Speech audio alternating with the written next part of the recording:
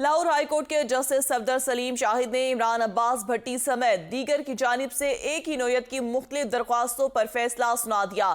Doctor Yasmin Rashid سمیت دیگر افراد کی نظر بندی کے احکامات خلاف قانون قرار دیے گئے ہیں۔ آپ کو اپڈیٹ کریں، پنجاب کے 11 اضلاع میں پی ٹی آئی کارکنوں کی نظر بندی کے احکامات کالعدم قرار۔ لاہور ہائی کورٹ نے ڈاکٹر یاسمین راشد سمیت دیگر افراد کی نظر بندی کے احکامات بھی خلاف قانون قرار دے دیے ہیں۔ مزید جانتے ہیں ہمارے نمائندے اسد شاہ سے۔ جی اسد شاہ، آگاہ کیجیے گا عدالتی فیصلے کے حوالے سے۔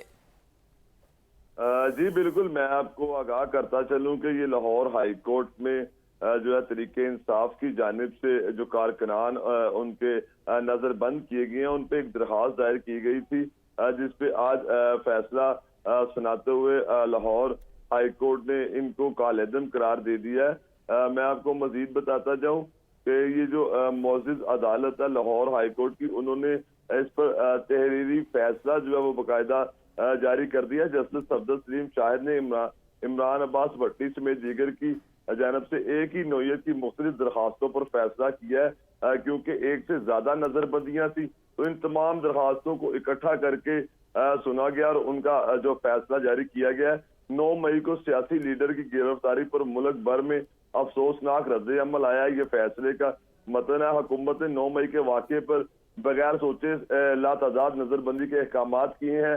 حکومت کے پاس اگر کوئی شواہد موجود تھے تو فوجداری مقدمات میں گرفتاری کر کے پھر مقدمات درج کرتے، بہت شکریہ اسد شاہ، ہمیں آگاہ کر رہے تھے۔